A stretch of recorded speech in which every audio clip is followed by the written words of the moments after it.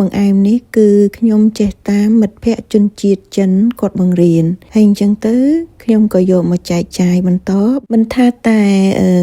បងប្អូនមិត្តនារីឬក៏បរិបរទេសម្រាប់អ្នកដែលគាត់របៀបថាចង់ថែសម្រស់ឬក៏ជំនួយដល់សម្រស់យើងហ្នឹងគឺអាចមើលវីដេអូនេះបានអាចយកទៅធ្វើបានដោយខ្លួនឯងចាហើយបើសិនជាចង់ដឹងថាតើរបៀបធ្វើហ្នឹងបែបណាខ្លះកុំភ្លេចមកតាមដានវីដេអូនេះតាំងពីដើមរហូតដល់ចប់ជម្រាបសួរមិត្តភ័ក្តិបងប្អូនទាំងអស់គ្នានាងខ្ញុំរចនាចាមុននឹងយើងមកចាប់ផ្ដើមធ្វើបង្អែមមួយមុខនេះយើងត្រូវតែទៅទិញគ្រឿងផ្សំនេះផងដែរគឺខ្ញុំបានទិញពីផ្សារចិនមកចាអញ្ចឹងបើបងប្អូនណាដែលមានលក់អីនឹងឲ្យជួយប្រាប់បងប្អូនយើងផងណាហើយសម្រាប់នៅក្នុងថង់នឹងផងនេះគឺគេមានស៊ីរុយគីក្រាហ្កេហ្នឹងចាគឺបកមកថាជាផ្សិតសហើយនឹងមានគ្រាប់ឈូកនឹងមានគ្រាប់ពត្រាចិនហើយនឹងមានស្ករដុំរបស់គេប៉ុន្តែលើកនឹងទៀតផងខ្ញុំបាននេះថែមគ្រាប់តូចបែបនេះឯងដែលជាភាសាជប៉ុនហ្នឹងគេហៅថាគូយីបេរីចាបើសិនជានៅស្រុកខ្មែរមិនដឹងថាហៅជាផ្លែអ្វីដែរអញ្ចឹងបើមានបងប្អូនណាដឹងថាជាផ្លែអ្វីហ្នឹងជួយប្រាប់ខ្ញុំផងពេលហ្នឹងគឺយើងចាប់ផ្ដើមត្រៀមមានដូចជាក្បាក់ដែកមួយទៅយើងចាប់ផ្ដើមដាក់ផ្សិតសហ្នឹងចូលទៅក្នុងក្បាក់រួចហើយគឺខ្ញុំដាក់ទឹកត្រាំសម្រាប់ការបញ្យលរបស់គេនឹងគឺគេឲ្យយើងនឹងត្រាំរយៈពេល30នាទីក៏ប៉ុន្តែសម្រាប់ខ្ញុំចង់ឲ្យរងាស់ទៅកាន់តែមានភាពងាយស្រួលខ្ញុំត្រាំឡើង1ម៉ោងរយៈពេល1ម៉ោងនឹងគឺអ្នករីកបានល្អបែបនឹងឯងអូយឡើងរបៀបថាទុនលែកគឺថា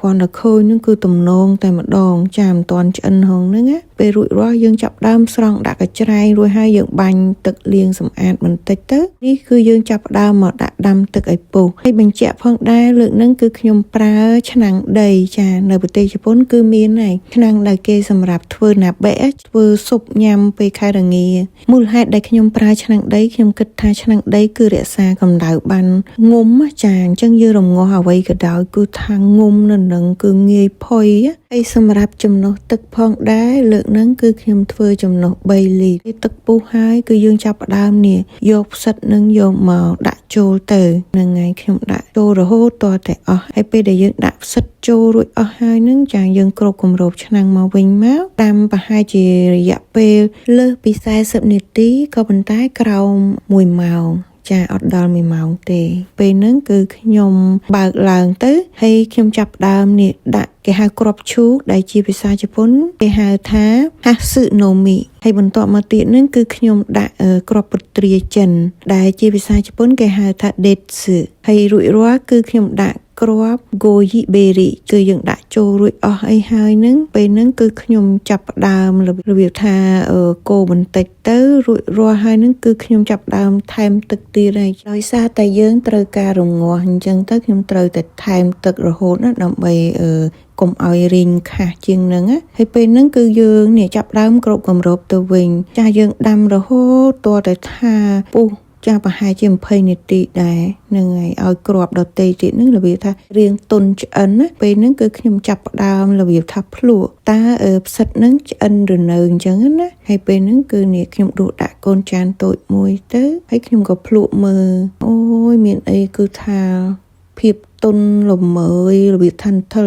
នឹងគឺថាឆ្ងាញ់តែម្ដងឆ្ងាញ់បែបរបៀបថាធម្មជាតិបងប្អូនអត់មានជាតិស្ករហើយពេលហ្នឹងយើងគិតថាក្របដតេទៀតនឹងក៏ឆ្អិនល្អដែរនឹងបានខ្ញុំចាប់ដើមនេះដាក់ស្ករដុំបែបនេះសម្រាប់ស្ករដុំនឹងទៀតផងជាភាសាជប៉ុនគេហៅថាខូរីសាតូចាជាលក្ខណៈដុំអញ្ចឹងអត់ដូចស្ករធម្មតាយើងទេបញ្ជាក់ក៏ប៉ុន្តែបើសិនជាបងប្អូនយើងអត់មានស្ករដុំនឹងទេគឺយើងប្រើស្ករសទៅធ្វើមិនឲ្យតែថារសជាតិកុំឲ្យផ្អែមមុតលក្ខណៈជាបង្អែមសុខភាពយើងត្រូវតែដាក់របៀបថាឡ